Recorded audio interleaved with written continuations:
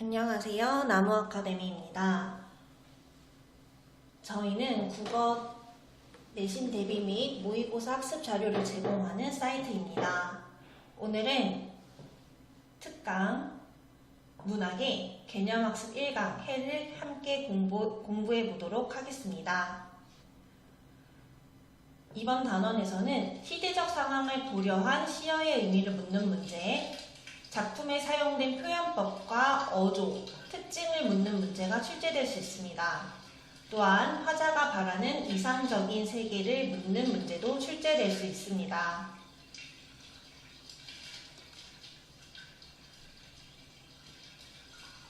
지문을 먼저 보기 전에 핵심 정리를 훑어보고 갈게요. 이 작품은 자유시이자 서정시이고 순수시고 상징시에 해당이 됩니다. 여러분, 이 작품을 읽어보셨죠? 여러분들이 읽었을 때 이 작품의 성격은 어떤 느낌이 들었나요? 무척 미래지향적이고 단호한 어조로 예언적인 성격이 강했습니다. 그리고 시인이 살았던 시대적 상황을 고려했을 때 무척 상징적인 시라고 할 수 있겠죠. 그리고 화자의 바람이 강렬하게 드러나는 열정적인 성격도 나타납니다.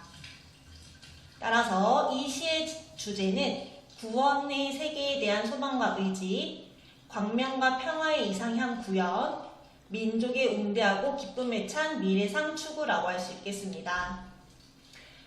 그리고 이 시의 가장 큰 특징은 밝음과 어둠의 대립적 구조가 강하게 나타난다는 것인데요. 이를 바탕으로 해서 대조적인 시어를 사용하여 의미를 형상화하고 있다라는 선지가 출제된다면 맞는 설명이라고 할 수 있겠죠. 또한 단정적이고 강렬한 남성적 의지가 나타납니다. 잠깐 보자면 고운해야 솟아라, 되게 단정적이죠. 그 다음에 달밤이 싫어, 누려보리라, 되게 단정적인 느낌이 강하다고 할 수 있습니다. 그 다음에 마저 보겠습니다. 사음보의 급박한 리듬과 AABA 문장 구조가 나타납니다. 여러분, 음보가 뭐죠? 네, 음보는 끊어있는 단위를 의미합니다. 이 작품은 4번씩 끊어있는 사음보의 형태가 나타나며 해야 솟아라, 해야 솟아라, A, 그 다음에 말갛게 씻은 얼굴 고운해야 솟아라, B, 그 다음에 고운해야 솟아라, A라는 AABA의 구조를 띠고 있습니다. 운율을 형성하는 것을 묻는 문제가 출제됐을 때 이 사음보의 리듬과 AABA의 문장 구조를 꼭 확인하세요. 그 다음에 반복과 열거를 통해서도 운율을 형성하고 있는데요. 운율 형성과 동시에 줄글과 같은 산문성도 형성하고 있는 것이 특징입니다. 그 다음에 여러분, 유음, 우리 언어와 매체를 공부하는 친구들은 유음에 대해서 누구보다 잘 알고 계실 텐데요. 자, 여러분, 유음을 한번 봅시다. 이 부분 한번 볼게요. 뭐뭐를 따라, 뭐뭐를 따라, 측범을 따라, 이런 부분들 리을이 많이 쓰였죠. 네, 유음을 확인해 볼 수 있습니다. 그 다음에 솟아라와 같은 명령형 어미, 그 다음에 혹격조사 사용도 확인할 수 있는데요. 여러분, 혹격조사가 뭐죠? 네, 그렇죠. 해야, 이렇게 부르는 거, 우리 이런 야 같은 부분을 혹격조사라고 합니다. 그리고 이렇게 부르는 것을 우리는 도노법이라고도 하고요. 그 다음에 활활 같은 부분에서 이미 눈치를 챘을 텐데 의성어와 의태어 사용도 확인할 수 있는 작품입니다. 자, 그러면 이 시인이 일제강점기를 바탕으로 이 작품을 창작했다고 봤을 때 이 해는요, 바로 광복이 될 수도 있겠죠, 여러분. 그러면 이 달밤은요, 이 달밤은 여러분, 달이 뜨는 밤이네, 예쁜 밤 아닌가? 라고 긍정적인 시어로 해석해서는 안 됩니다. 화자는 이 달밤에 대해서 싫어 라는 표현을 제시하고 있어요.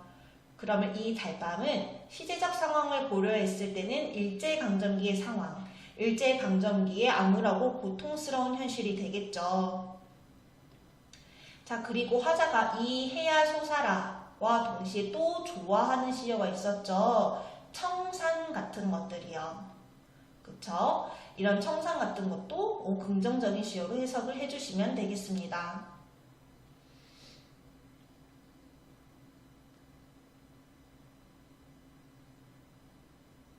눈물 같은 골짜기, 아무도 없는 뜰도 달밤과 마찬가지로 싫어라고 설명을 하고 있기 때문에 부정적인 시어로 이해를 해주시면 되겠고요. 그 다음에 하나 더, 여기는 시적 화자가 표면에 드러나네요. 여러분, 나, 우리와 같은 표현이 작품에 드러나면 시적 화자가 겉으로 드러난다 라고 합니다. 그리고 다음 연을 보도록 할게요. 사슴을 따라 양지로 사슴을 따라 사슴을 만나면 사슴과 놀고. 자, 여러분, 사슴을 반복해서 리듬감을 형성하고 있고요. 이 양지는 화자가 사슴과 함께 이동하여 논다는 곳으로 긍정적인 의미의 시어로 해석해 주시면 되겠습니다. 칡범을 따라 칡범을 만나면 칡범과 놀고. 사슴이 약자를 의미했다면 칡범은 강자를 의미합니다. 이런 부분들도 대조적인 시어라고 할 수 있겠죠.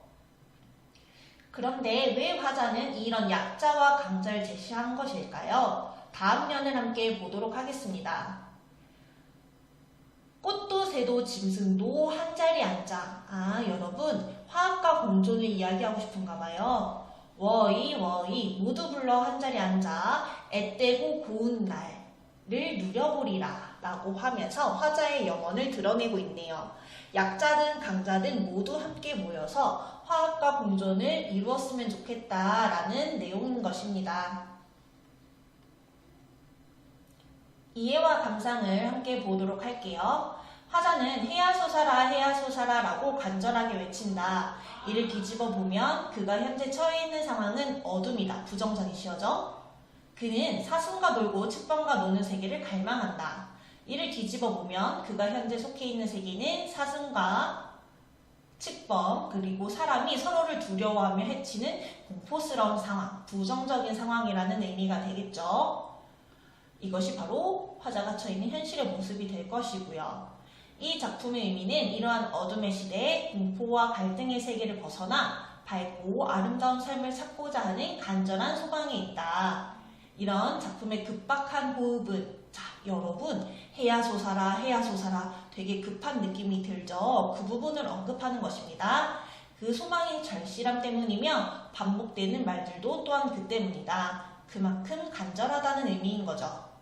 그러면 저희는 기출문제를 풀어보도록 합시다.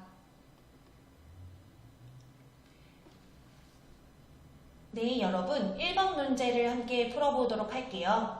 윗글의 표현상 특징으로 적절하지 않은 것은? 표현상 특징은 꼭 맞추고 넘어가야 할 문제죠. 우리 수험생 여러분들은 영상을 잠시 멈추시고 문제를 스스로 풀어보도록 합니다.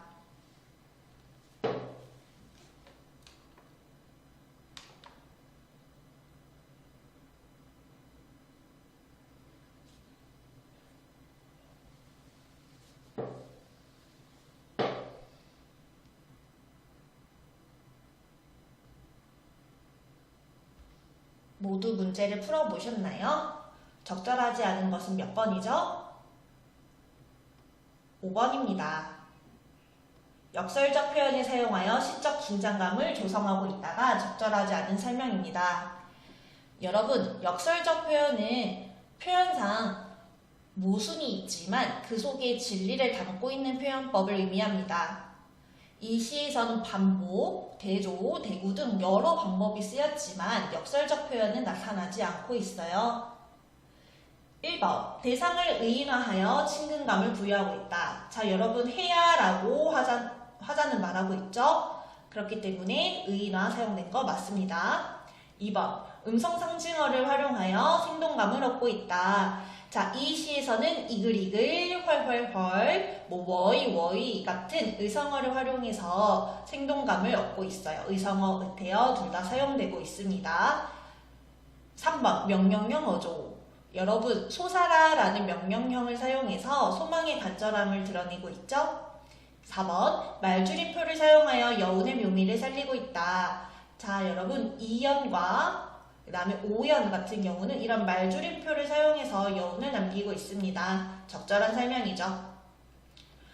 이번 강의는 여기서 마무리하도록 하겠습니다. 해에 대한 더 많은 문제는 저희 나무 아카데미를 참고해주세요. 안녕하세요. 나무 아카데미입니다. 저희는 내신 대비 및 모의고사 대비 국어학습 자료를 제공하고 있는 문제은행 사이트입니다.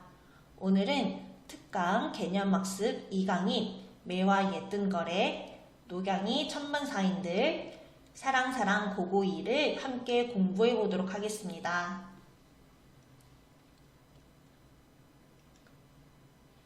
자, 3개의 짧은 시조로 이루어진 단원입니다.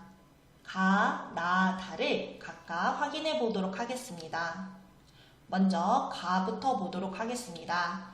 이 시는 매화라는 기녀가 쓴 시고요. 따라서 기녀시조라고도 일컫습니다.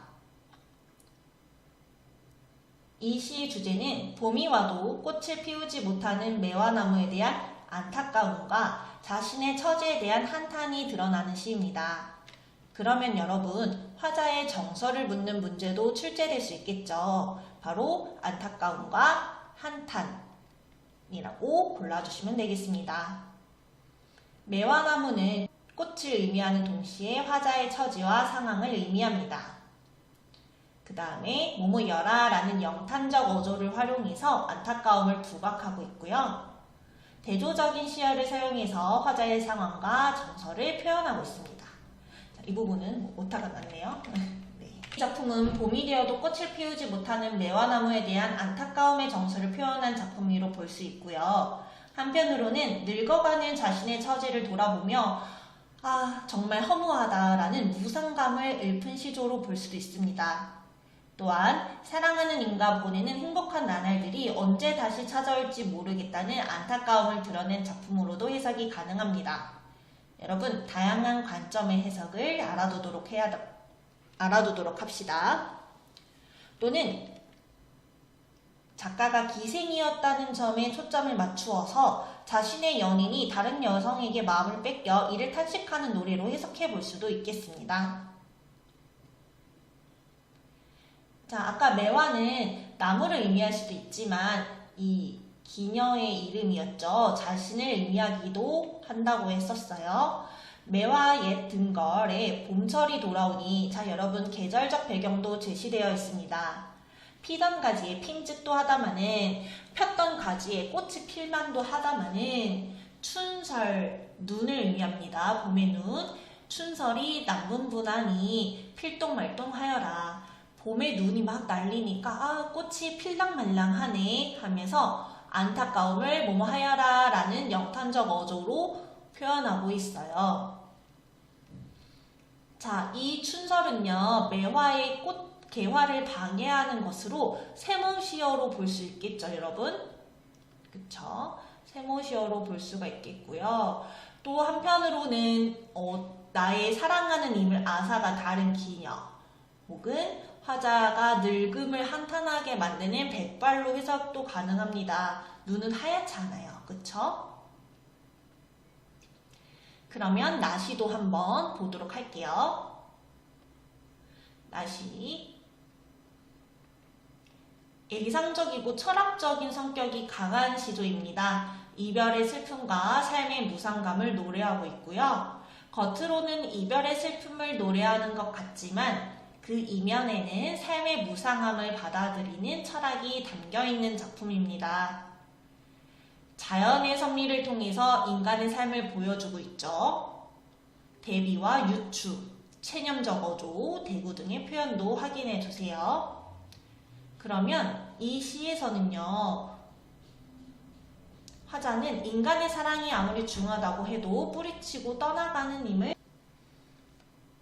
인간의 사랑이 아무리 중하다고 해도 뿌리치고 떠나가는 힘을 어떻게 할 도리가 있겠는가라고 이야기하고 있죠. 여기서 춘풍과 지는 곳은 가는 힘을 상징하는 소재라는 것과 그 다음에 임을 만났다가 헤어지는 것은 회자 정리의 순서에 따르는 과정일 뿐으로 인간의 힘을 어떻게 할 수 없다라고 이야기하고 있는 것입니다. 체념적인 자세라고 할 수 있고요. 또 한편으로는 이러한 순리에 따르는 인간적인 너그러움도 드러나는 시라고 할 수 있겠습니다. 작품을 볼게요. 녹양이 자 여러분 초록색 이 푸르게 우거진 버드나무입니다. 녹양이 천만사인들 가는 춘풍을 잡아매며 탕화본접인들 지는 꽃을 어이하랴. 자, 이 부분 해석을 해봅시다. 자, 잎이 엄청 우거졌어도 봄바람을 어떻게 잡아낼 것이며 꽃을 찾아다니는 벌과 나비인들 꽃이 지는 걸 네가 어떻게 할 거냐라고 이야기하고 있어요. 어떻게 할 수 없다라는 거죠. 그렇죠, 여러분? 의미를 정확히 해석해야 합니다. 서리법이 사용되었고요. 아무리 사랑이 중한데 가는 힘을 잡으랴 못 잡는다는 거죠. 그쵸? 여기서도 뭐뭐 하랴 서리법이 사용되었고 화자의 체념의 태도가 잘 드러나고 있네요. 그러면 이렇게 바람을 못 잡고 지는 꽃을 어떻게 할 수 없고 이런 자연의 현상을 바탕으로 사랑과 이별의 이치를 유추하고 있어요. 설명 방식을 묻는 문제도 출제될 수 있습니다. 마지막으로 다시도 보도록 합시다. 예찬적이고 영탄적인 성격이 강한 시조이고요. 사설시조입니다. 자, 여러분 사설시조는 조선 후기에 등장한 갈래로 초장, 중장, 종장 중 중장의 길이가 길어요. 그리고 되게 솔직하고 진솔한 감정이 잘 드러나는 갈래입니다. 이 시는요, 이미 지극한 사랑을 예찬하는 시고요. 추상적 대상인 사랑을 구체화하여 표현하고 있어요.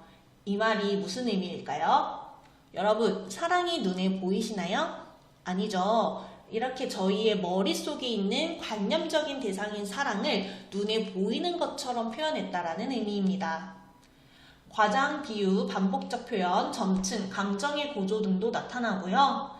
임의 큰 사랑과 영속성을 강조하고 예찬하여 표현하고 있어요.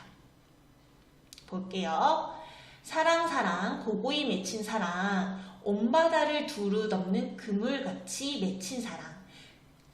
임의 사랑이 너무 커서 온 바다를 덮는 그물 같대요.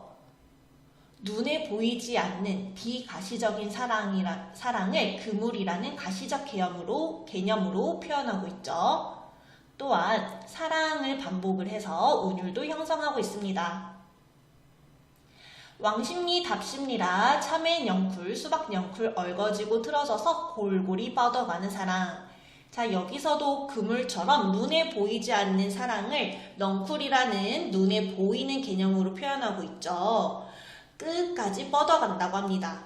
이미 사랑이 가지고 있는 영속성, 지속성을 의미하고 있죠. 아마도 이 임의 사랑은 끝간대를 몰라 하노라. 임의 사랑의 끝을 모르겠다라고 하고 있는 것입니다. 임의 사랑을 예찬하고 있죠. 여러분, 복합지문 같은 경우에는요, 이 여러 갈래의 작품들의 주제를 비교할 수도 있고요, 표현법을 비교할 수도 있어요. 뭐 종결어미, 운율 형성 방법, 화자의 태도, 갈래상 특성을 꼼꼼하게 물어볼 수 있으니 잘 정리해 두도록 합시다. 그러면 저희는 기출문제를 함께 풀어볼까요? 여러분, 저희는 9번 문제를 함께 풀어보도록 하겠습니다. 다에서 사랑을 형상화한 방법과 유사한 표현 방법이 드러나는 것은? 수험생 여러분들은 영상을 잠시 멈추시고 9번 문제를 풀어보세요.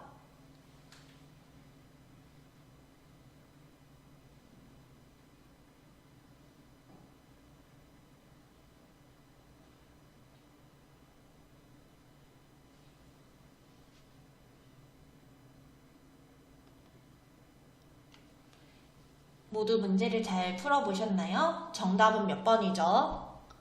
네, 3번입니다. 전원의 남은 흥을 전나게 모두 싣고 계산 익은 일로 흥치며 돌아와셔 아이야 금서를 다스려라 남은 해를 보내리라 라고 화자가 흥치를 즐기는 내용인 것 같네요. 네, 이 3번이 정답이 되겠습니다. 다에서는 사랑을 어떻게 표현했었죠? 네, 눈에 보이지 않는 추상적 관념인 사랑을 눈에 보이는 것처럼 구체적으로 표현했었어요. 따라서 다에서는 추상적 관념의 구체화라는 표현이 사용됐다라고 볼 수 있습니다. 3번에서는 눈에 보이지 않는 이 흥, 신나는 의미 그 흥을 나귀에 싣는다는 듯이 눈에 보이는 것처럼 실체가 있는 것처럼 표현을 하고 있기 때문에 다의 표현법과 가장 유사하다라고 할 수 있겠네요. 자, 가에서 1번, 그 다음에 2번, 4번, 5번에서는 모두 추상적 개념의 구체화가 나타나지는 않네요. 이번 강의는 여기서 마무리하도록 하겠습니다. 더 많은 문제는 저희 나무아카데미를 참고해주세요. 감사합니다. 안녕하세요. 나무아카데미입니다. 저희는 내신 대비 및 모의고사 대비 국어학습 자료를 제공하고 있는 문제은행 사이트입니다. 오늘은 특강 개념학습 3강인 장마를 함께 공부해 보도록 하겠습니다.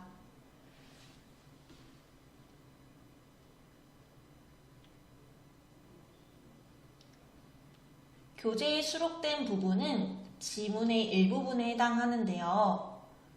여유가 되는 친구들은 지문 전체 혹은 다른 부분을 꼭 함께 공부해 두셨으면 좋겠습니다. 뒤에 뭐 뱀이 찾아오고 소설이 마무리되는 부분, 이런 부분들도 이제 수능이나 시험에 되게 자주 출제되는 포인트거든요. 자, 그러면 한번 보도록 할게요. 여러분, 서술자부터 짚고 갑시다. 네라는 표현이 나타나요. 1인칭 시점이겠죠. 하지만 자신이 자신의 이야기를 하고 있나요? 아니죠. 내가 할머니와 외할머니, 우리 가족 안에서 일어나는 일들을 관찰해서 독자에게 전달해주고 있습니다. 따라서 1인칭 관찰자 시점에 해당되겠어요. 이 소설 속 나는 되게 어린아이로 나타납니다. 어린아이가 이런 가족 내의 모습을 전달함으로써 비극적인 분위기를 더욱더 형성해주고 있죠.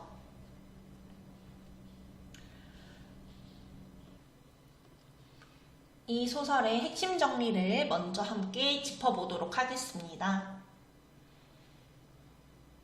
전후소설, 중편소설, 성장소설에 해당하고 전쟁이 아픔을 그대로 드러내는 사실적, 상징적, 토속적, 샤머니즘적 성격이 강한 소설이라고 할 수 있겠습니다. 그리고 이념 대립으로 빚어진 한 가족의 비극과 민족적 정서를 통한 갈등 극복 및 화해를 그리고 있는 소설이라고 할 수 있겠습니다. 아까 설명드렸듯이 1인칭 관찰자 시점이고요. 배경은 6.25 전쟁 중인 장마철 어느 시골 마을이 되겠습니다. 어린아이인 나의 서술로 객관적 거리를 유지한다고 했는데요. 서술자인 나가 어린아이이다 보니 갈등을 겪고 있는 인물의 내면을 섬세하게 전달하지 못하고 있습니다. 그러다 보니 독자가 그 인물들에게 너무 과하게 몰입되는 것을 막아주고 있고 객관적으로 균형 있게 양측의 의견을 전달하는 듯한 효과를 주고 있어요. 그리고 이 소설에서는 방언도 사용되었죠. 사건이 진짜 있을 것 같은 사실성도 높이고 토속적인 분위기를 형성하는 데 한몫하고 있습니다. 전체 줄거리를 보도록 하겠습니다. 제가 교재에 제시된 부분 외의 내용도 중요하다고 말씀드렸었죠. 6.25 전쟁으로 서울에 살던 외할머니는 시집간 딸네 집으로 피난을 내려와 친할머니와 같이 살게 되었습니다. 그러던 어느 날 외할머니는 국군 소위인 아들이 전사했다는 통지를 받고 전쟁터에서 목숨을 잃었나 봐요. 그 충격으로 빨치산을 향해 저주를 퍼붓습니다. 하지만 여러분, 친할머니의 아들은 적편에 있어요. 그쵸? 빨치산으로서 산속 생활을 하고 있는 자신의 아들을 향한 악담이라고 생각해서 노발대발합니다. 아무래도 전쟁 상황이다 보니 이 할머니와 외할머니는 자신의 아들이 너무 걱정되니까 예민하게 반응할 수밖에 없어요. 너무나 당연하죠. 빨치산 소탕 작전이 대대적으로 시작되지만 친할머니만은 점쟁이의 말대로 이 부분 때문에 여러분 샤머니즘적이라고 하는 겁니다. 점쟁이 말을 믿는 거죠. 아들의 생활을 굳게 믿으며 아들 맞을 준비를 합니다. 아들이 나타나리라고 예언된 날 아들 대신 상처 입은 구렁이 한 마리가 집 안으로 들어와 한바탕 소통이 벌어집니다. 외할머니는 졸도한 할머니를 대신해 정성껏 구렁이를 달래보내고요. 깨어난 할머니는 외할머니와 화해하게 되고 얼마 후 숨을 거두게 됩니다. 그래서 다른 연도에 출제된 문제들은 이 부분에 대한 내용들이 많이 제시가 되고 있어요.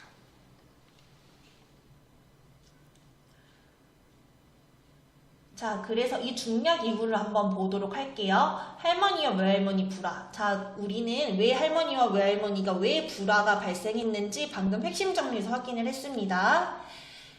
자, 이 소설은 이념 대립의 양상이 가족 공동체 내의 갈등으로 확산되는 양상을 그리고 있는 작품입니다.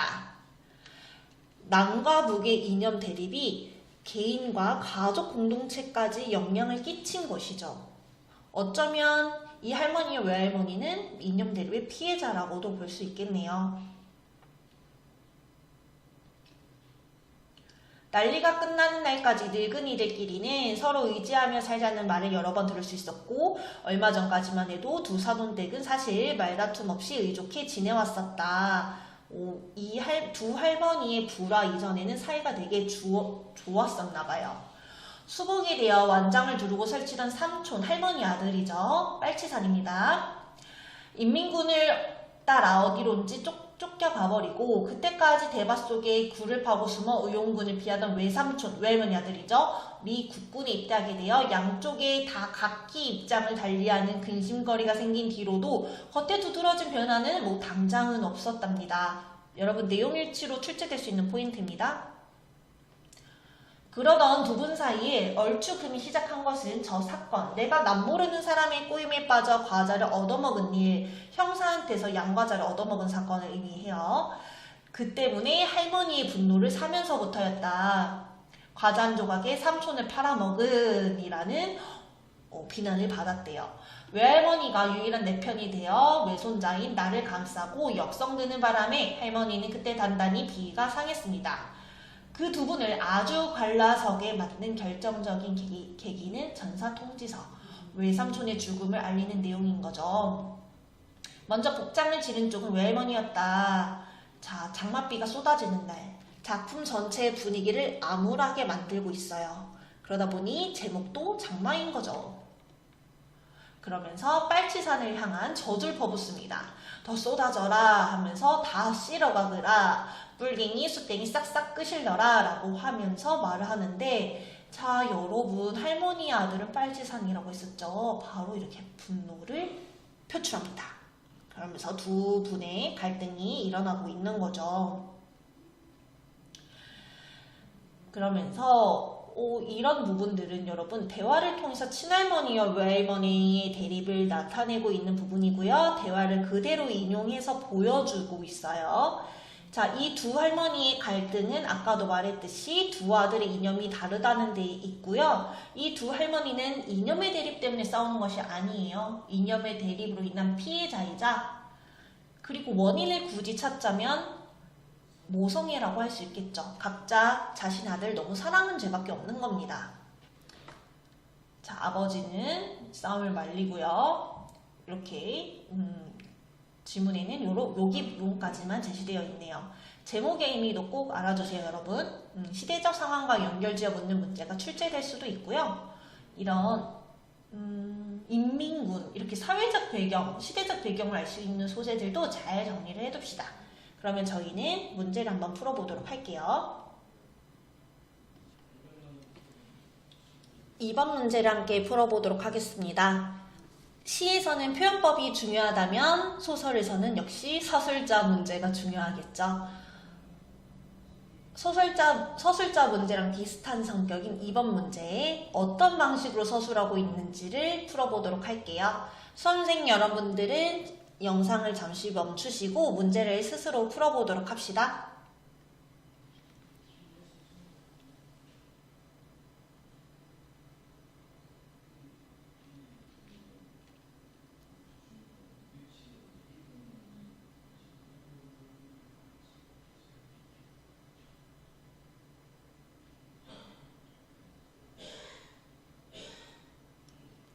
네, 모두 문제를 잘 풀어보셨나요? 문제 정답은 5번입니다.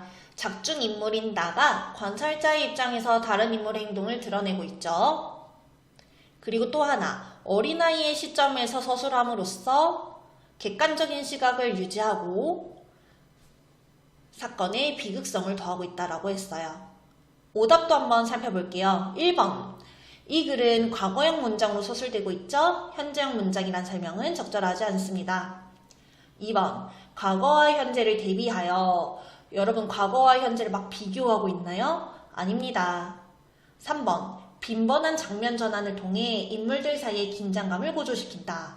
장면 전환이 빈번하게 작게 일어나진 않았어요. 애매하죠? 확실한 정답이라고 할 수 없습니다. 4번. 감각적 묘사를 통해 시대적 배경을 구체적으로 드러내고 있다.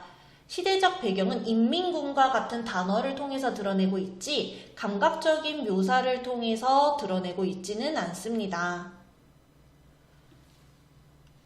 이번 강의는 여기서 마무리하도록 하겠습니다.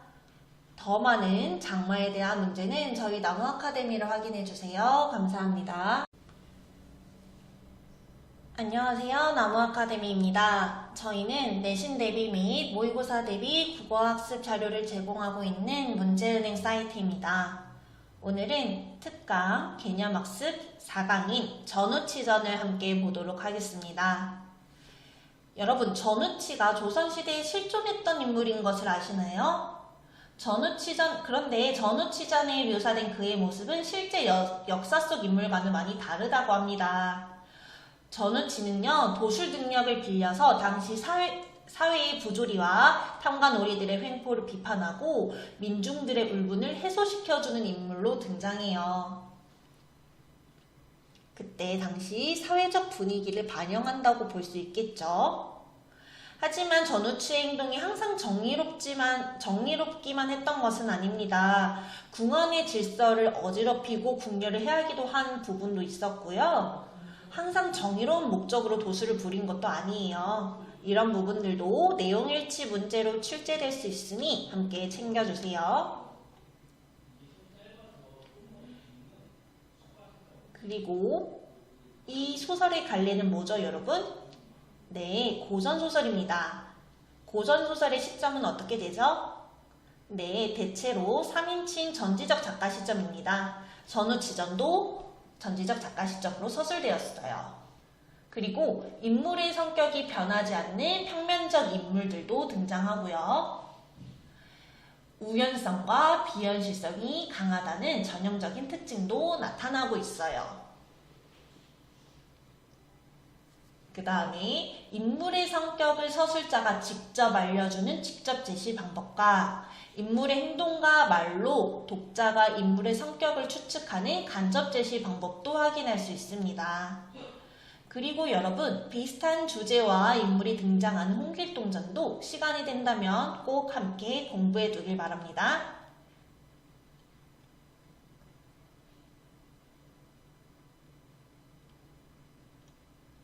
지문을 보도록 할게요. 첫 번째 줄부터 되게 비현실적이고 전기적인 성격인 부분이 나타나네요. 바로 이 구름을 타는 부분입니다. 그쵸? 창고지기 장씨는 착하고, 자, 창고지기 장씨라는 인물의 성격이 착하다라는 걸 대사를 통해서 알려주고 있어요. 효성스러운 사람인데 만일 억울하게 죽는다면 아깝고 참혹한 일이다 라고 하면서 사람들이 막 의논하고 있었대요. 그래서 우치가 끼어들죠. 무슨 일이에요? 했더니 사람들이 설명을 해줍니다.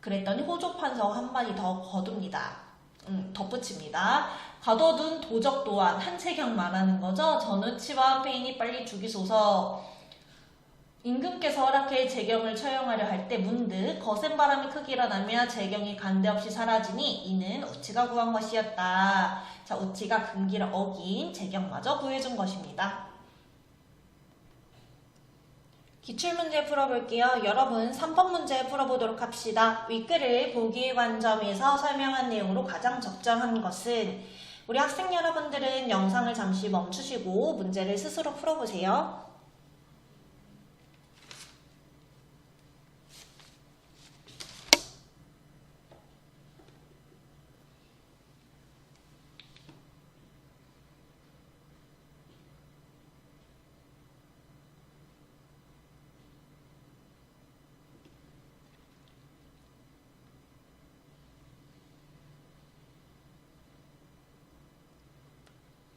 자, 정답은 3번입니다.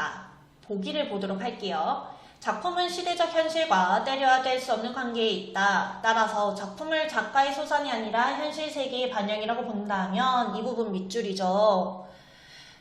시대 현실을 중심으로 감상하는 반영론적 관점에 대해서 설명하고 있는 것입니다. 따라서 3번이 제일 적절하겠네요. 백성들이 고통을 겪고 있던 당시 상황을 담아낸 작품이다. 아버지의 장례를 치르지도 못할 정도로 가난한 백성을 인물로 표현한 것이죠. 자, 1번 전지적 작가 시점, 서술 방식 이야기하는 거고요. 2번 인물의 영웅적 면모, 인물의 특성, 인물의 성격을 표현하고 있는 거고요. 4번 전기적인 성격, 작품의 성격 이야기하고 있는 거고 5번 주제에 대한 부분이네요. 전부 다 작품의 표현과 의미에 초점을 맞추어 감상하는 내재론적 관점이라고 볼 수 있겠습니다. 3번이 가장 외재론적 관점에 가까운 감상이라고 할 수 있겠네요. 이번 영상은 여기서 마무리하도록 하겠습니다. 전우치전에 대한 더 많은 문제는 저희 나무아카데미에서 확인해주세요. 감사합니다. 안녕하세요. 나무아카데미입니다. 저희는 내신 대비 및 국어학습 자료를 제공하고 있는 문제은행 사이트입니다. 오늘은 특강 개념학습 5강인 고목을 함께 공부해 보도록 하겠습니다. 이 작품에서는 고목의 의미를 묻는 문제, 작품의 갈래인 희곡의 특성을 묻는 문제, 기회주의적 인물에 대한 비판을 담고 있는 다른 작품과 비교하는 문제가 출제될 수 있습니다. 여러분, 이 작품을 다 읽으셨죠? 고목은 어떤 의미를 담고 있나요? 일제의 잔재, 봉건의 잔재를 의미하는 단어이죠. 그리고 중심 인물인 거목은 어떤 인물로 묘사되고 있어요? 욕심이 많은 탐욕스러운 인물로 묘사하고 있습니다. 이 고목은 거목의 탐욕스러운 모습을 잘 드러내주는 소재이기도 하고요. 그리고 너무 옛날에 배워서 기억하실지 모르겠지만 희곡의 특성도 한번 짚고 갈게요. 희곡은 대사와 지시문으로 이루어져 있고요. 서술자가 있나요? 없나요? 네, 없습니다. 따라서 1인칭이든 3인칭이든 이런 선지가 출제된다면 무조건 틀린 설명이에요. 그리고 무대 위에서 공연을 하는 작품 갈래잖아요, 여러분. 그러다 보니 항상 현재형으로 표현된다는 점도 잊지 마세요. 비슷한 주제의 작품으로는 태평천하와 논이야기가 있고요. 함께 읽어보면서 공부하시는 것을 추천드립니다.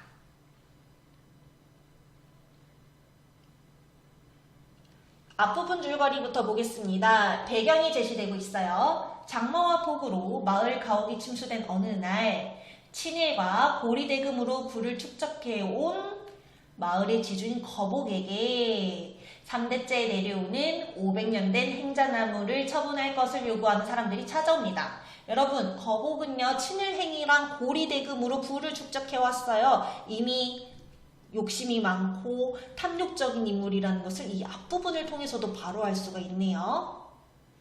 자, 그리고 사람들이 왜 행자나무를 처분할 것을 부탁했죠? 아, 지금 장마와 폭우로 마을이 너무 심각한 상황에 있으니까 생계꿀이 밀천 마련을 위해서 팔 것을 부탁한 것입니다. 그리고 또 다른 인물도 찾아오는데요. 하동정이라는 인물이에요. 수재민 구제금으로 행자나무를 기부해달라고 요청하고 있어요. 자, 그럼 보겠습니다. 자, 거복은요. 저걸 날더러 3,000원에 팔라고 돈을 저 찰게에 모으는 거, 그리고 그 돈을 꺼내서 땅을 사는 거, 그 밖에 나한테는 낙이라는 게 없다. 물질적 가치를 굉장히 중시하는 인물이네요. 자, 그런데 있는 척 하는 겁니다. 돈을 위해 선조의 유지를 꺾을 순 없어.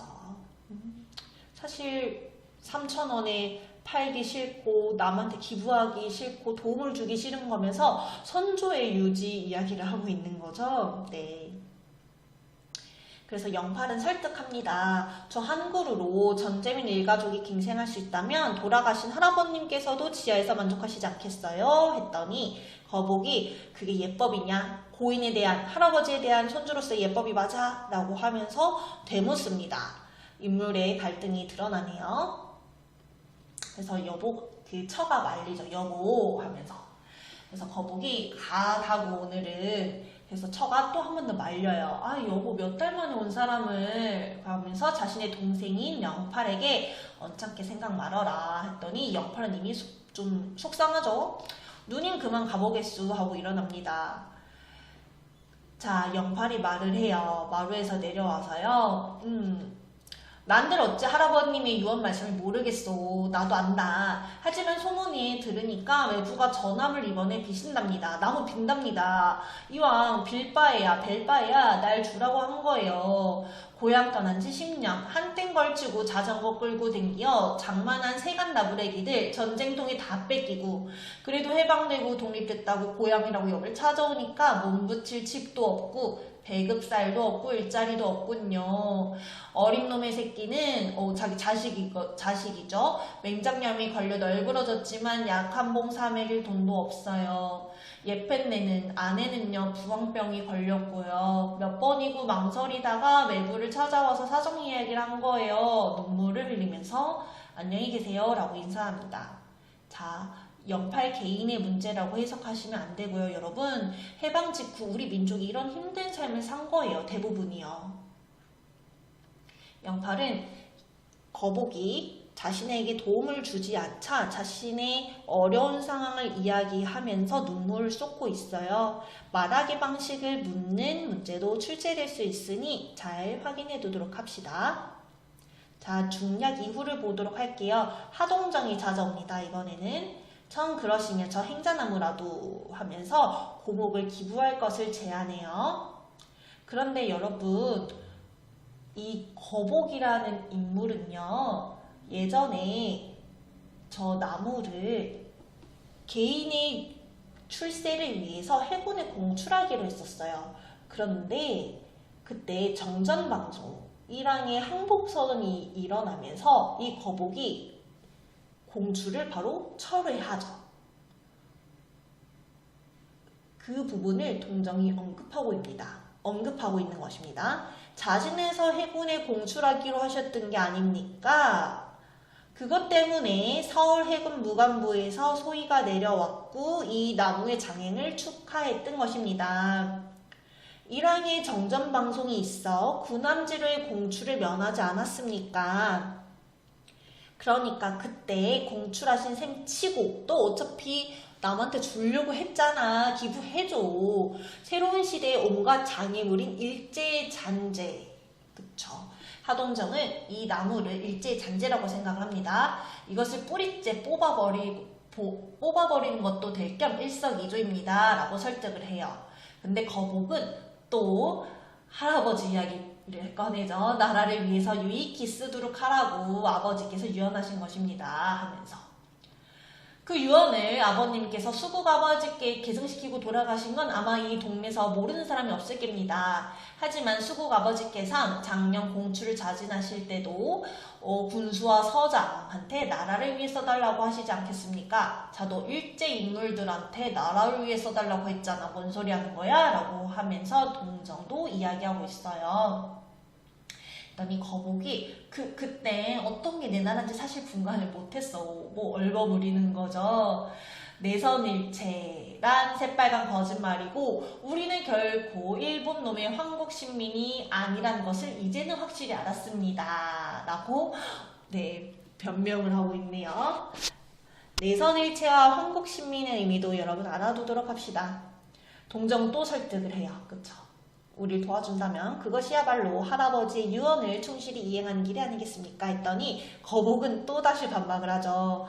동포하시지만 전재민과 수재민만 동포입니까? 공장 주인도 있고 상인도 있고 교장 같은 목사도 있고 순사 형사도 있고 나 같은 지주도 있어요.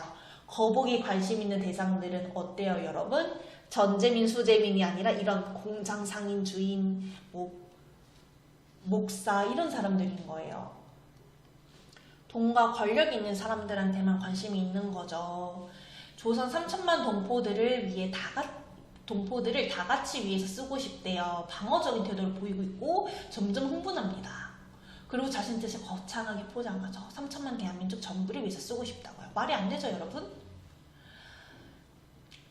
자, 그러면서 각하의 사랑에다 헌납을 할 작정이요 라고 하면서 또 개인적인 욕심을 드러냅니다. 이 고목을 아첨의 용도로 사용하려고 하는 거죠. 그랬더니 동정은 각하께선 그런 기분 조금도 반가워하시지 않을 겁니다 라고 이야기를 해요. 자, 고목의 의미를 잘 정리해 두도록 하시고요. 저희는 기출문제를 풀어보도록 할게요. 7번 문제 함께 풀어보도록 하겠습니다. 윗글의 동정이 행자나무를 일제의 잔재라고 표현한 이유로 가장 적절한 것은 수험생 여러분들은 영상을 잠시 멈추시고 문제를 풀어보도록 하세요.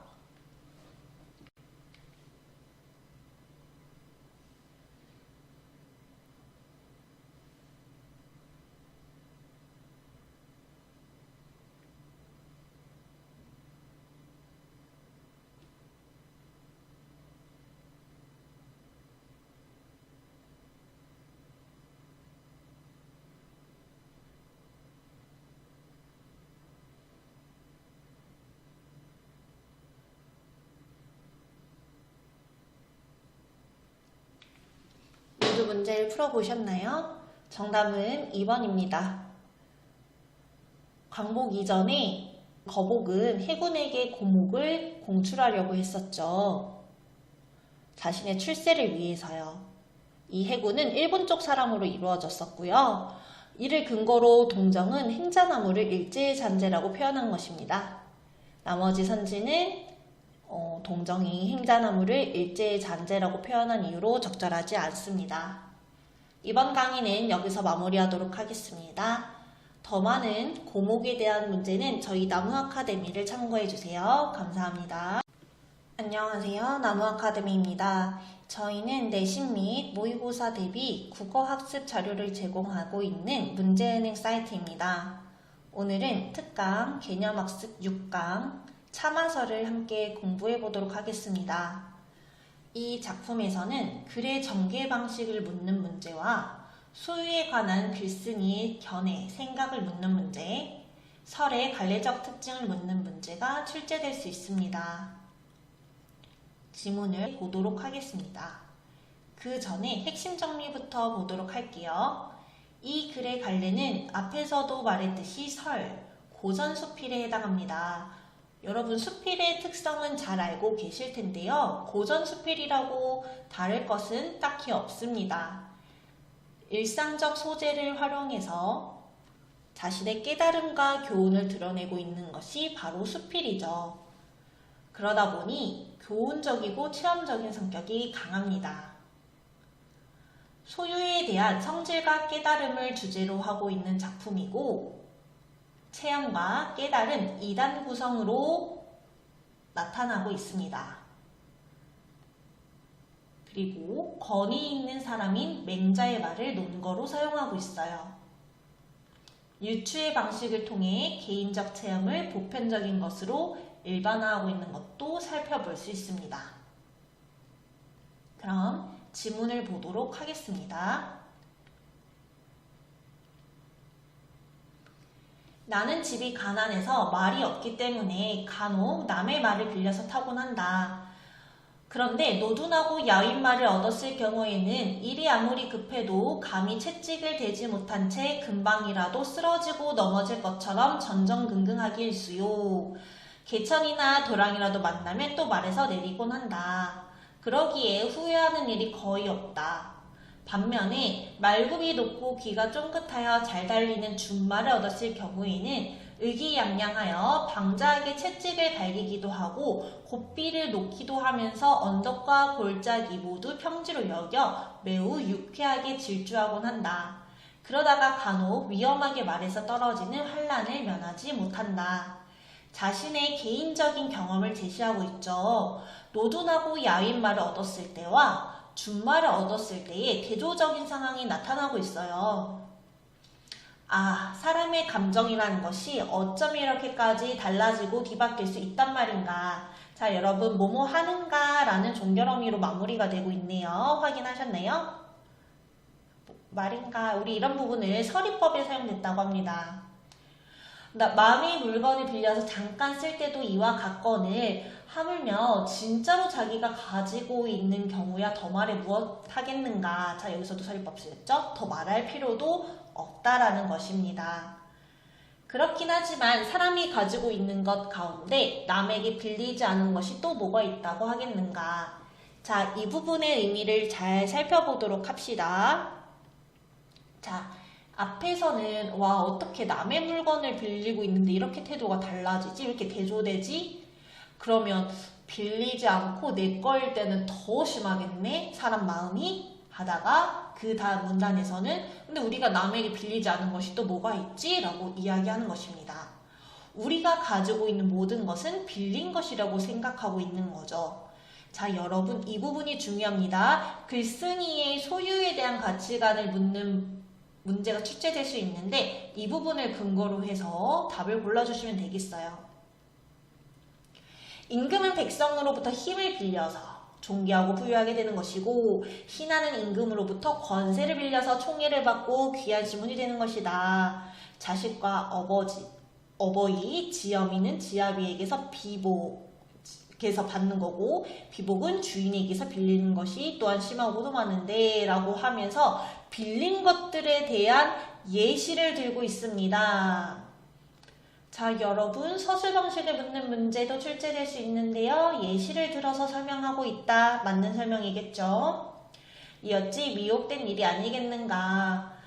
그러다가 혹 잠깐 사이에 그동안 빌렸던 것을 돌려주는 일이 생기게 되면 만방의 임금도 백성에게 외면을 당한 채 쫓겨나고 백승의 대부도 임금의 신임을 잃어버린 채 쫓겨나게 되는 법인데 더군다나 미천한 자의 경우야 더 말해 무엇하겠는가.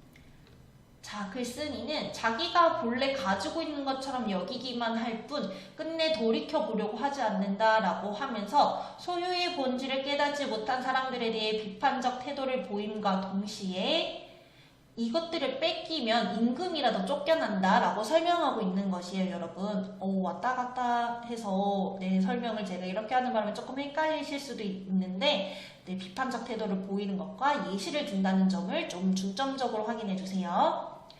서술 방식에 대한 문제로 하나 더 다른 사람의 말을 인용해서 자신의 주장을 뒷받침하고 있다는 것도 출제될 수 있습니다. 맹자가 말하죠. 오래도록 차용하고서 빌리고서 반환하지 않으니 그것이 자기의 소유가 아니라는 것을 어떻게 알겠는가 라고 하였다.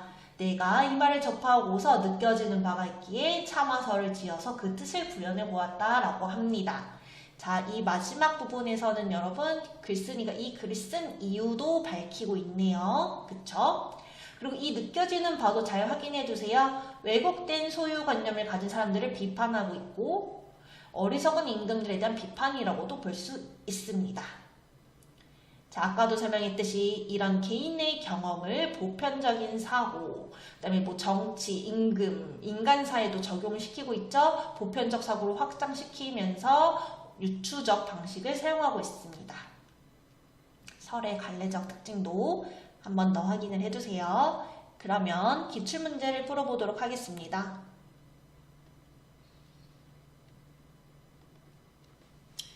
참화설 기출문제입니다.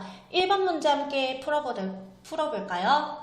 이 글에 대한 설명으로 적절하지 않은 것은 학생 여러분들은 영상을 잠시 멈추시고 문제를 스스로 풀어보도록 합시다.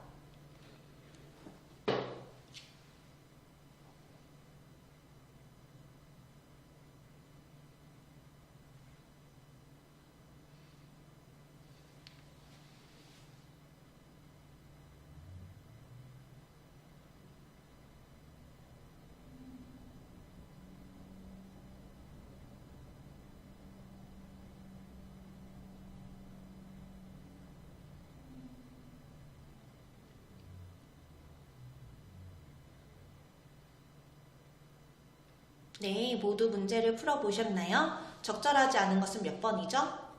네, 4번입니다. 여러 관점의 이론을 비교하며 논의를 전개하여 설득력을 높이고 있는 부분은 확인할 수 없죠. 자, 이 글에서는 소유에 대한 작가의 관점, 이를 뒷받침하기 위해 맹자의 말도 인용하고 있었어요. 하지만 여러 관점은 나타나고 있지 않죠.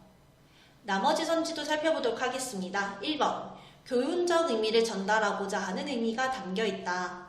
너무나 맞는 설명이죠. 특히 여러분 마지막 부분에서 내가 이 말을 접하고 느껴지는 바가 있기에 참화설을 지어서 그 뜻을 구현해 보았다 라는 부분이 있었어요. 이 부분이에요. 네, 이 부분이죠. 네, 이 부분에서 작가의 목적이 교훈을 전달하는 것임을 우리는 알 수 있었어요. 2번, 자신의 체험을 바탕으로 바람직한 삶의 자세를 이끌어내고 있다. 자신이 다른 사람의 말을 빌려 타면서 느끼게 된 것을 제시하고 있었죠. 이것을 바탕으로 바람직한 삶의 자세를 유추해내고 있었고요. 맞는 말입니다. 3번, 일상에서의 구체적 경험을 삶의 보편적 차원으로 확대시키고 있다. 아까 지문 분석 마지막 부분에 설명했던 것이네요. 이 글의 갈래는 뭐였죠, 여러분? 네, 고전수필이었습니다. 자신의 일상적 경험을 바탕으로 보편적 가치를 유추하여 교훈을 전달하고 있다라고 했어요. 5번도 보겠습니다. 구체적 사례와 권위자의 말을 인용하여 자신의 주장을 뒷받침하고 있다. 구체적 사례는 뭐였다고요? 네, 말을 빌려서 탄 사례요. 그리고 권위자의 말을 인용했다. 이 부분은 여러분 어디에 나타나는 걸까요? 지문에 혹시 이 부분 보이시죠? 맹자가 말하기를, 네, 이 부분이 바로 권위자의 말을 인용한 부분에 해당이 되겠네요. 맹자의 말을 빌려서 자신의 주장을 뒷받침하고 있습니다. 모두 문제를 잘 맞추셨나요? 1번 문제 같은 경우는 난이도 하이기 때문에 반드시 맞춰주셔야 할 문제에 해당합니다. 이번 강의도 시청해주셔서 감사합니다. 참화설에 대한 더 많은 문제와 자료는 저희 나무아카데미에서 확인해주세요. 감사합니다. 안녕하세요. 나무아카데미입니다. 저희는 내신 대비 및 모의고사 국어학습 자료를 제공하고 있는 문제은행 사이트입니다. 오늘은 특강 개념학습 7강인 사랑손님과 어머니를 함께 공부해 보도록 하겠습니다. 이 작품이 고등학교 학습 자료로 출제된 것은 제 기억에는 처음 같은데요. 네, 아닐 수도 있지만 보통 중학교 교과서나 학습 자료에 많이 제시된 작품이거든요. 그러다 보니 내용상 어려움은 없고요. 부담감 없이 함께 살펴보도록 합시다. 우선 이 소설은 되게 서정적이고 낭만적인 성격이 강한 작품입니다. 그리고 너무나도 중요한 것이 있는데요, 여러분. 바로 서술자예요. 1인칭 관찰자 시점입니다. 나라는 표현이 등장하는데요. 네, 그러다 보니 1인칭이다 까지는 여러분이 짐작을 하셨을 거예요. 하지만 이 나가, 어린 나가 나의 이야기를 하고 있나요, 여러분? 아니에요. 어머니와 아저씨 이야기를 이 나가 전달을 대신 해주고 있습니다. 그렇기 때문에 1인칭 관찰자 시점으로 봐주셔야 돼요.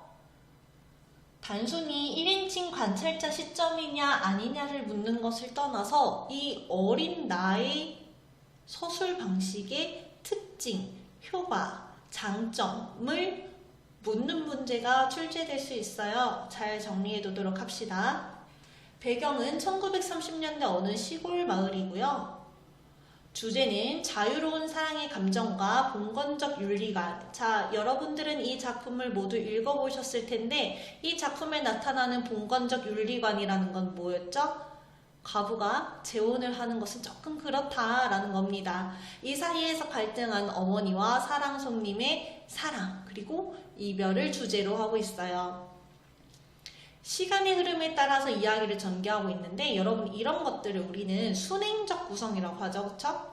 그러면 만약에 시간의 흐름이 아니면 뭐라고 하겠어요? 역순행적이라고 합니다. 제가 악필이라서 안 쓰는 게 낫겠네요. 그 다음에 인물의 대화와 행동을 1인칭 관찰자 시점으로 제시해서 인물들의 심리가 간접적으로 드러나. 자, 이게 무슨 말이냐면 여러분 어린 나가 엄마의 마음을 100% 다 알 순 없어요. 다른 인물의 마음을 다 아는 것은 전지적 작가 시점이겠죠.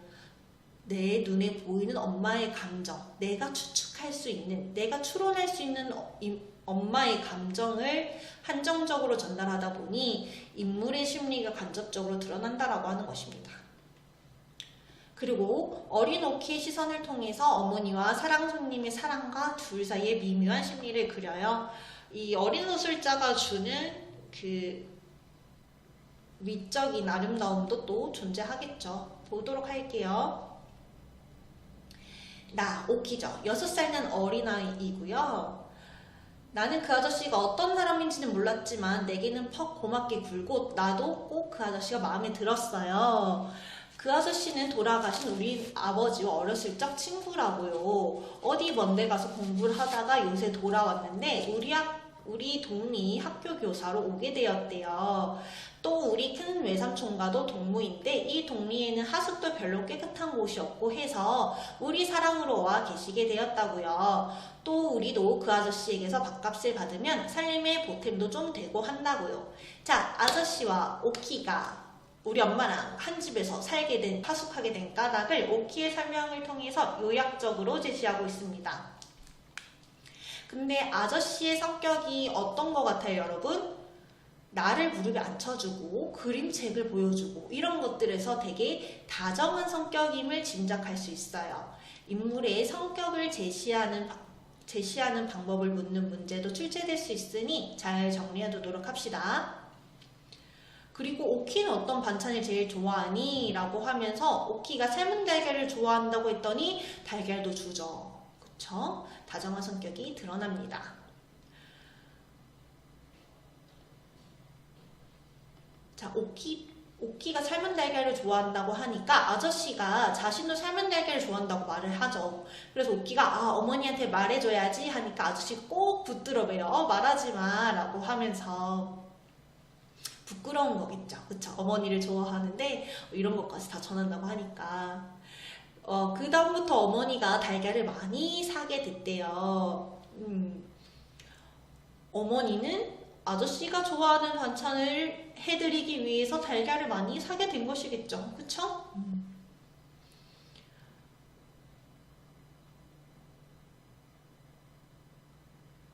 자, 외삼촌은 가끔 출출하는 때가 있었대요. 아저씨가 마음에 안 드나 봐요. 그것보다도 아저씨 상 심부름을 꼭 외삼촌이 하니까 그것이 하기 싫어서 그랬겠지요. 한 번은 어머니와 외삼촌이 말다툼하는 것을 들었어요. 어머니가 야 어디 나가지 말고 선생님 들어오시거든 상 내가야지 라고 말합니다. 자, 이 오키의 어머니는 봉건적 사고를 가지고 있는 인물이에요. 그러다 보니까 여자가 과부인 자기가 총각인 선생님에게 상을 이제 직접적으로 갖다 주는 것을 되게 적절하지 않다고 여기고 있는 거예요. 그러니까 외삼촌이 누님이 상 좀 들고 나가세요. 요즘 세상에 내외하는 사람이 어딨어요? 라고 말을 합니다. 외삼촌은 어머니와는 다르게 진보적이고 개방적인 사고방식을 가지고 있네요. 자, 오키야 하고 엄마가 오키를 부르게 됩니다. 오키는 엄마를 얼마큼 사랑하니? 하면서 갑자기 오키에게 이런 진지한 대화를 시도해요. 그래서 어린아이인 나는 엄마가 어떤 마음인지도 모르고 이만큼 하면서 두 팔을 쫙 벌리어 보는데요. 그리고 어머니는 공부도 잘하고 훌륭한 사람도 되고 하면서 어머니 목소리가 갑자기 떨리기 시작한다고 합니다. 여러분, 이 부분 중요합니다. 자유로운 사랑의 감정과 봉건적 윤리관 사이에서 어머니가 힘들어 했었죠. 이 부분이 바로 해당되는 부분입니다. 어머니와 아저씨에 대한 사랑과 보수적 윤리관 사이의 갈등이라는 내적 갈등도 있고요. 아저씨를 사랑하는 어머니와 여성의 재혼을 곱지 않게 바라보는 사회 간섭 사이의 갈등이라는 외적 갈등도 있으니까 이 두 가지 갈등을 다 구분해서 파악해 두도록 합시다. 오키는 착해요. 어머니가 울까봐 막 이만큼 하면서 두 팔을 짝짝 벌리었대요. 자, 그래서 어머니는 결국 울지 않으면서 오키 하나면 그뿐이야 라고 말을 하죠. 자, 이 말의 의미는 아저씨와의 사랑을 포기하고 오키와 둘이 살기로 결심했다는 것을 의미합니다. 오키를 생각하면서 새로운 사랑을 포기하는 거죠. 다른 거, 아저씨와의 사랑은 다 소용없어. 우리 오키 하나면 그만이야 라고 말을 합니다. 어머니는 나를 불러앉히고 머리를 새로 빗겨주었습니다. 댕기도 새 댕기를 들여주고 바지, 저고리, 치마 모두 새 것을 꺼내 입혀주었습니다. 오키를 통해서 아저씨에게 마지막 정성을 보이고 있는 거죠. 그러면서 풍금 옆에서 새로 달인 하얀 손수건을 쥐어주면서 아저씨한테 갖다 드리고 와 라고 오키에게 지시하십니다. 이 하얀 손수건은 아저씨의 마음을 거절하는 어머니의 뜻이 담긴 소재라고 할 수 있겠죠. 단답형으로 출제될 수도 있으니 꼭 확인해 두도록 합시다. 손수건을 들고 사랑으로 나가면서 나는 그 손수건 접이 속에 무슨 발각발각 하는 종이가 들어있을 것처럼 생각되었습니다. 그것을 펴보지 않고 그냥 갖다가 아저씨한테 주었습니다. 아저씨는 방에 누워있다가 벌떡 일어나서 손수건을 봤는데 웬일인지 아저씨는 이전처럼 다 보고 빙그레 웃지도 않고 얼굴이 몹시 새파래졌습니다. 그리고 입술도 질근질근 깨물고요. 긴장한 거죠. 나는 어째 이상한 기분이 들어서 아저씨 방에 들어가 앉지도 못하고 안방으로 돌아왔대요. 이윽고 어머니는 풍금을 슬프게 다십니다. 사랑을 포기하는 어머니의 슬픈 감정이 반영되다 보니 풍금 음악 소리도 되게 슬프게 느껴졌나 봐요. 그러면 문제를 함께 풀어보도록 하겠습니다.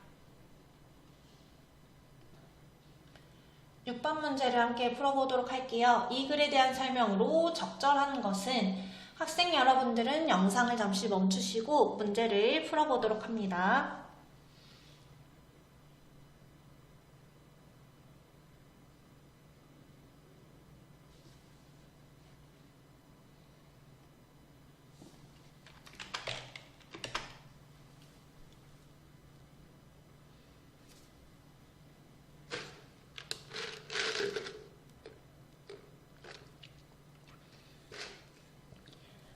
문제를 전부 잘 풀어보셨나요? 네, 정답은 몇 번일까요? 네, 4번입니다. 사회적 관습으로 인해 갈등하고 있는 인물, 바로 오키의 어머니죠. 나머지 1번, 2번, 3번, 5번은 적절하지 않은 설명입니다.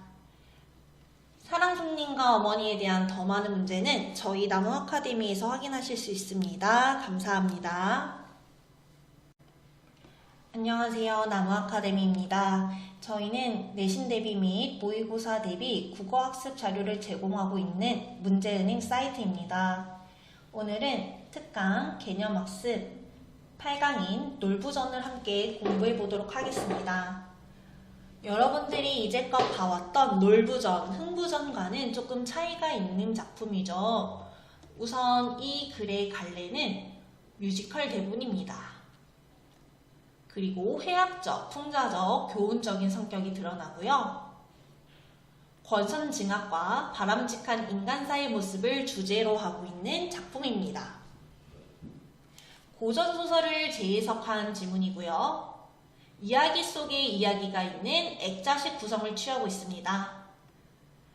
기존의 놀부전, 흥부전에서는 권선징악만 다루고 있다면 이 지문의 경우는 권선징악과 함께 다른 주제의식까지 전달하고 있다는 것을 확인해 주세요. 지문을 보도록 하겠습니다. 자, 액자식 구성이라고 했었습니다. 이야기 속의 이야기인데요. 지금이 그 이야기, 완전 안에 있는 이야기에 해당하는 부분이에요. 무대가 밝아지면 동원의 마루와 마당이 보인다. 아침 주민들이 하나둘 모이기 시작한다. 개막 때 보았던 연기자 한두 명도 요즘 요 차림으로 나타나. 맞죠? 연기자. 뮤지컬 대본이잖아요, 여러분. 주민들 틈에 낀다. 놀부가 풍금의 등에 엎여 나온다. 이분도 초면이시죠, 여러분? 네. 처음 보는 인물도 등장하고요. 사람들이 다 모여 웅성거릴 때에 암행어사 일행이 들어온다. 암행어사는 마루에 올라가 의자에 앉는다. 했는데 여러분, 암행어사의 성별이 어떻게 되죠? 바로 여자예요. 권선징악적 주제 말고도 다른 주제를 담고 있다고 했잖아요. 그 중에 하나가 바로 남성 위주의 사회를 비판하는 걸로도 볼 수가 있겠네요. 현감이 말합니다. 아니 여자야? 암행어사가 여자? 뭔 살다 별거를 다 보겠네. 말세야 말세 라고 말합니다. 현감은 가부장적인 태도, 남성 중심적인 사고를 가진 인물임을 이 대사를 통해서 알 수 있겠네요. 어사는 무시하죠. 너 같은 자가 도처에서 백성을 괴롭히니 말세가 온다 라고 하면서 지배층인 현감의 탐욕을 비판합니다. 자, 아들 풍금이 놀부처에게 말을 하죠. 어머니, 나 저 어디서 많이 본 것 같아요 라고 하면서 작은아버지, 흥부 말하는 거네요, 여러분. 작은아버지 집에 둥지를 틀고 살던 제비, 그 제비예요. 제비가 어사가 됐어 라고 말을 합니다. 가능한 이야기가 아니죠? 네, 비현실적 요소, 정기적 요소가 드러나는 부분이네요. 한편 현감은 지금 억울합니다. 왜 나만 가지고 그래요? 현감이라는 관직은 다 그런 겁니다. 여러분, 이 대사를 통해서 당시의 관직자 혹은 벼슬을 하고 있는 사람들이 부패했음을 짐작해 볼 수 있겠네요. 그렇죠? 어사, 우린 한 배에 타고 있는 몸, 우린 같은 관직자이지 않습니까? 서로 눈 감아주고 도와줘야죠 라고 해요. 내가 쫓겨나면 더 훌륭한 현감이 온다는 보장이 있습니까? 네, 이 말도 내가 나가더라도 뒤에 별로인 관직자가 올 것이다. 대부분의 관직자가 당시에 부패했었다를 드러내고 있는 거예요. 그러면서 말도 안 되는 소리를 하죠. 자진해서 주는 돈 왜 마다합니까? 나 억지로 돈 내라고 한 적 없습니다. 라고 말을 해요. 그러면서 어사는 놀부에게 이제 물어보죠. 너가 돈을 자진해서 현감에게 주었니? 라고 했더니 풍금이 대신 말해줍니다. 아들이요. 한마디로 강탈당했습니다. 우리가 준 것이 아니다. 라고 말을 하는 거죠. 어사는 또 하나를 현감에게 묻습니다. 부녀자 강탈에 대해서 물어볼까? 라고 물어봐요. 자, 무슨 팔자로 여자에게 걸렸을까? 라고 하면서 현감은 정말 답답해하고 분통해하죠. 근데 여기서도 여자라는 단어를 쓴 거 보니까 되게 가부장적인 인물임을 알 수가 있겠네요. 그쵸? 아무튼 자진해서 줬다, 강탈해서 줬다 이런 식으로 어사가 질문을 통해서 이런 현감의 논리, 현감의 주장에 허점을 찌르고 있다는 것도 확인해 볼 수 있겠네요. 어사가 말을 합니다. 다 그렇다는 말은 아니지만 남성들 썩은 사람이 많아요. 남성 중심의 사회체계를 직접적으로 비판하고 있네요. 당신들에게만 국정을 맡길 수는 없어요. 오죽했으면 주상 전하께서 안방과 부엌을 지키는 것이 본분이었던 우리 여성들을 밖으로 나오라 하셨겠나 라고 이야기를 합니다. 현대적 재해석이 드러나는 부분을 물어볼 수 있는데 이 부분이 해당이 되겠네요. 자, 새끼 제비가 날아오고요. 어사는 손을 흔들며 나도 곧 갈 거다 라고 이야기합니다. 풍금이 말했듯이 이 어사는 흥부집에 살았던 제비인가 봐요. 자, 주민들은 놀부한테 야유를 하는데요. 놀부는 저는 깨끗하게 돈을 벌었는데 저것들은 왜 나를 비웃는지 모르겠습니다 라고 이야기를 합니다. 이 부분도 원작에는 없는 내용이네요. 그쵸? 자, 어사는 놀부보다는 주민들에게 한마디 하죠. 돈 있는 사람을 괜히 비웃지 말아라. 정직하게 일해서 돈을 벌었다면 오히려 칭찬을 받아야 한다. 라고 하면서 공정한 방법으로 축적한 부에 대해서는 긍정적인 태도를 보이고 있어요. 이 부분도 현대적 재해석이 드러나는 부분에 해당되겠죠. 하지만 하나 언급을 하죠. 가난한 동생을 추방했다는데 그건 좀 심한 일 아닌가? 라고 물어봅니다. 했더니 놀부가요. 정신 차리게 하려고 매질한 겁니다. 제가 그렇게 혼을 냈더니 흥부가 굉장한 부자가 됐습니다. 라고 이야기를 해요.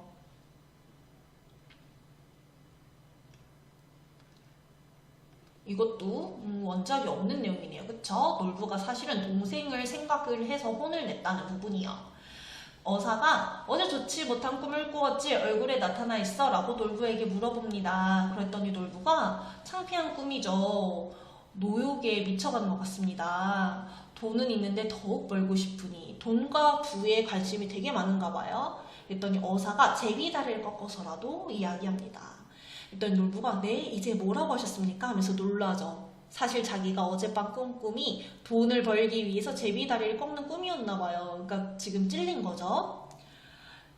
이 여사는 제비였잖아요, 여러분. 그쵸? 그래서 이거 놀부한테 돌려서 지적을 한 거죠. 그래서 어선이 약간 말을 돌려요. 오늘은 날씨가 참 좋다고 하면서 아유 풍금한테 네가 아들이라 했지 네 여자친구 그 향실이라 했나 불쌍한 애다 똑똑하다 잘 보살펴주도록 이라고 이야기를 합니다.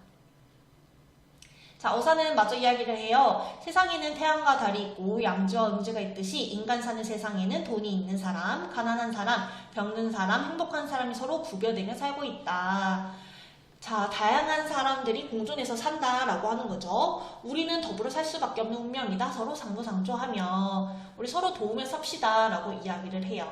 그래서 놀부처는 다 늙기 전에 돈을 좀 쓰자고 그렇게 말했는데 안 그래도 라고 이야기를 하지만 놀부처가 말하는 돈 쓰기는 자신을 위해 쓰는 거겠죠. 그쵸? 그래서 어사도 한마디 하고요.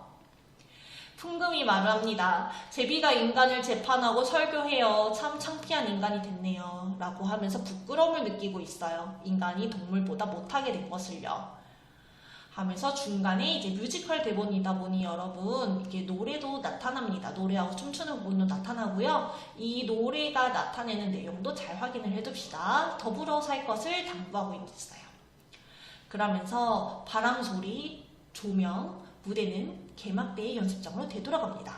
장면이 전환되면서 이제 액자식 구성, 그 바깥 이야기로 넘어가요. 그래서 연출자가 말을 하죠. 오랜만이다 다 모였어 했더니 지휘자가 놀부는 돈 욕심은 많긴 한데 나쁜 인물은 아니야 라고 하면서 자신의 의견을 제시합니다. 놀부에 대한 현대적 재해석이 드러나는 부분인 거죠. 그러면서 연출가는 또 이야기를 합니다. 배짱이는 영원한 배짱이야. 개미는 될 수 없거든. 흥부는 오늘날 살아있다면 예술가야. 배짱이한테는 노래나 부르도록 내버려둬야 해. 배짱이로 태어났는데 흙을 파고 농사를 해도 그건 무리야 라고 이야기를 하는데요. 여러분 이 배짱이는 예술가를 의미하고요. 흥부와 같은 예술가인 인물한테 노동을 강요해도 그것은 할 수 없을 것이다 라고 이야기를 하죠. 노래나 하면서 살 수 있는 사람들을 도와줘야 돼 라고 하면서 예술 진흥을 위해 사회적으로 노력을 해야 된다라는 이야기를 합니다. 결국 연출가, 자네, 지휘자 이런 사람들도 전부 다 배짱이니까 우리는 모두 예술인이니까 라고 이야기를 하는 것입니다. 놀부가 그걸 몰랐어 라고 하면서 노동과 예술을 현대적 관점에서 재해석하고 있습니다. 그러면서 막이 내리고요. 이 놀부는 노동만이 주된 가치인 줄 아는 인물이겠죠? 되게 재미있는 작품이네요. 저희 그러면 문제를 한번 풀어보도록 하겠습니다. 19번 문제를 함께 풀어보도록 하겠습니다. 윗글의 연출가와 지휘자의 대화를 바탕으로 놀부에 대한 현대적 재해석의 특징으로 가장 적절한 것을 골라주시면 되겠습니다. 학생분들은 영상을 잠시 멈추시고 문제를 풀어보세요.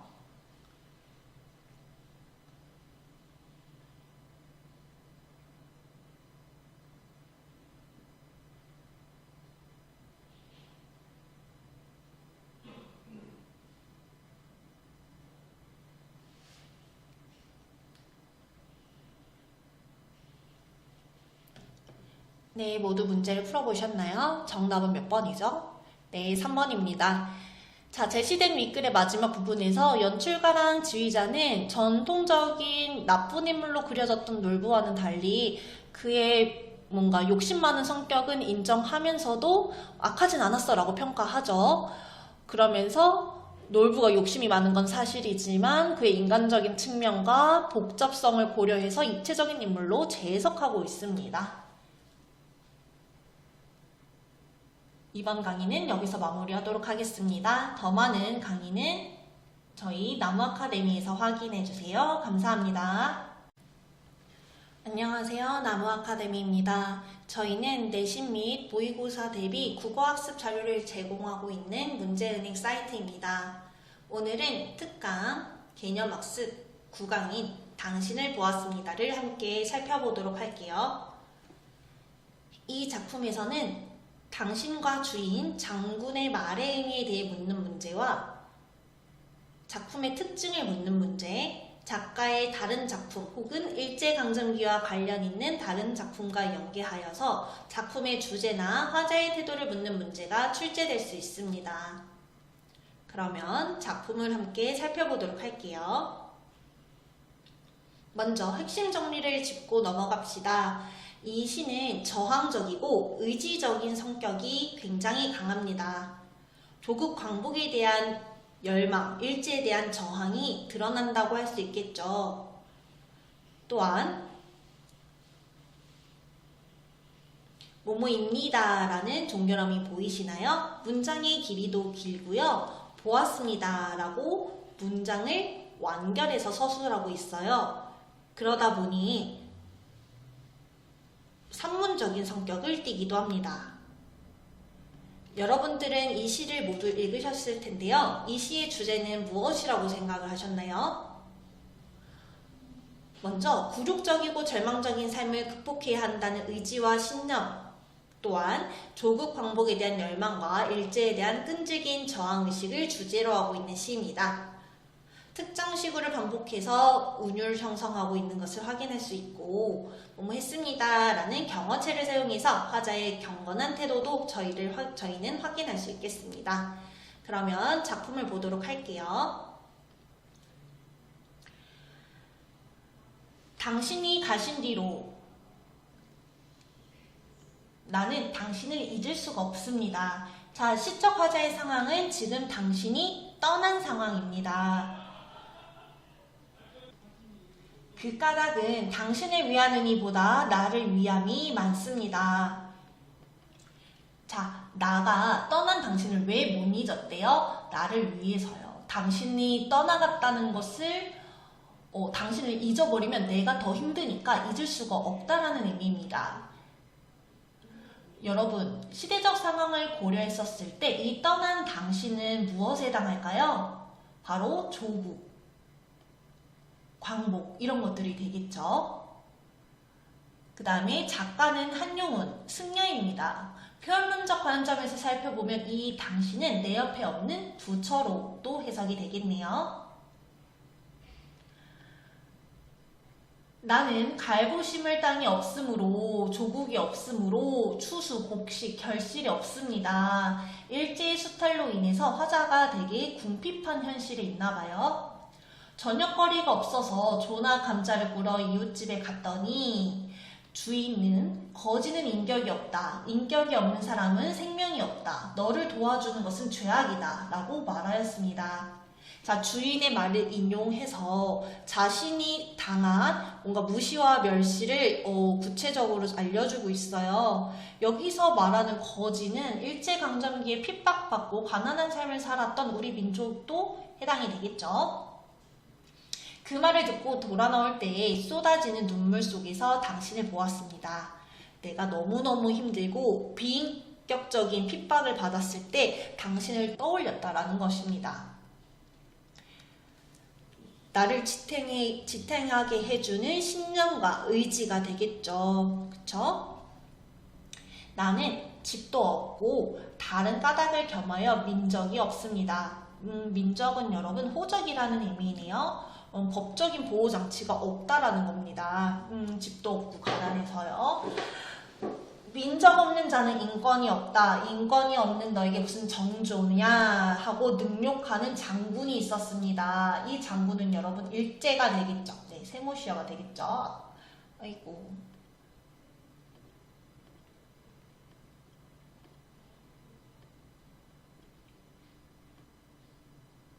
그리고 앞에 나왔었던 주인도 세모시어로 표시를 해볼게요. 너 인간의 권리조차 없는데 무슨 네 나라에 대한 정조를 지켜 라고 하면서 애국심이 있냐고 비아냥거리고 있는 거죠. 이 장군은요. 글을 한 거 한 뒤에 남에게 대한 격분이 스스로의 슬픔으로 화하는 찰나에 당신을 보았습니다. 자, 이 격분을 혼자 슬퍼하고 자신에 대한 자책감 등으로 변했대요. 그 찰나에 또 당신을 보았대요. 이 당신을 보았습니다를 반복해서 주제의식을 강조하고 있어요. 독립에 해당하는 당신을 생각하면서 견뎠다라는 거죠. 아, 자, 여러분 감탄사 사용됐고요. 온갖 윤리, 도덕, 법률은 칼과 황금을 제사 지내는 연기인 줄 알았습니다. 화자의 깨달음이 드러나네요. 이런 뭐 윤리, 정의나 뭐 의로움 이런 것들은 결국 힘을 가진 칼, 재산을 가진 황금 이런 것들을 숭배하는 허망한 것들이었다. 다 의미가 없다라고 하는 거죠. 영원의 사랑을 받을까? 인간 역사의 첫 페이지에 잉크칠을 할까? 술을 마실까? 망설일 때 당신을 보았습니다. 라고 이야기합니다. 자, 죽음을 택할까? 혹은 영원한 불교의 진리를 닦을까? 인간 역사를 아예 부정해버릴까? 그냥 다 포기해버릴까 할 때도 나는 당신을 생각하면서 견딘다라고 하는 거죠. 그러면서 이 당신은 화자에게 있어서 절망적인 극한 상황을 벗어나게 해주는 존재가 되겠네요. 그러면 저희는 기출문제를 풀어보도록 하겠습니다. 2번 문제를 함께 풀어보도록 할게요. 보기를 바탕으로 윗글을 이해한 것으로 적절하지 않은 것은 수험생 여러분들은 화면을 잠시 멈추시고 문제를 스스로 풀어보도록 합시다.